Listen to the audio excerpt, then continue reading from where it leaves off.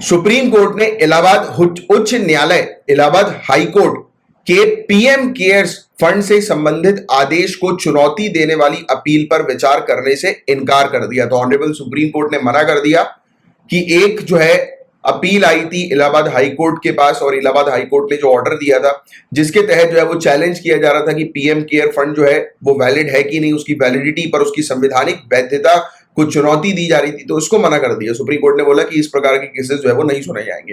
Right, तो simple सी क्या हम लोग को समझ में आ रही है कि सुप्रीम कोर्ट जो है वो पीएम केयर्स फंड से रिलेटेड जो मुद्दा, जो इशू जो हम लोग को देखने को मिल रहा है, जो पिटीशन जो फाइल हो रही है, राइट, कि जो चैलेंज किया जा रहा है उसकी वैधता को, तो कॉन्स्टिट्यूशनल वैलिडिटी को, तो उसको जो है वो नहीं सुनना चाह रही है ऑनरेबल सुप्रीम कोर्ट। राइट, तो ऑनरेबल सुप्रीम कोर्ट ने इसको रिजेक्ट कर दिया। दैट्स व्हाई ये टॉपिक हमें न्यूज में देखने को मिला है। बट पूरा मुद्दा क्या है इस चीज को समझो।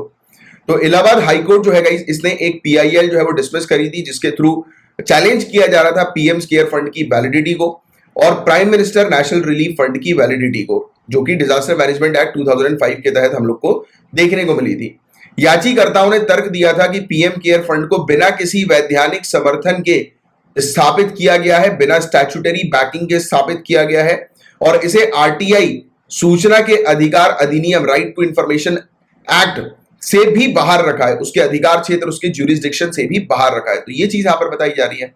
और पीएम केयर फंड जो है वो गाइस आप जानते हैं काफी समय से संदेह में हम लोग को देखने को मिल रहा है, सस्पिशन में हम लोग को देखने को मिल रहा है।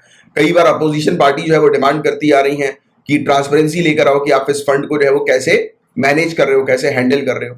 राइट, तो ये चीज हम लोग को देखने को मिल रही है सिंपल सी। तो आपको पीएम केयर्स फंड के बारे में एक अच्छी जानकारी होनी चाहिए, और इवन जो ये हम लोग को जवाहरलाल नेहरू जी का नेशनल रिलीफ फंड जो देखने को मिला था, तो इसके बारे में एक आपको जानकारी होनी चाहिए। राइट, और दोनों के बीच में क्या डिफरेंस है वो भी आपको पता होनी चाहिए।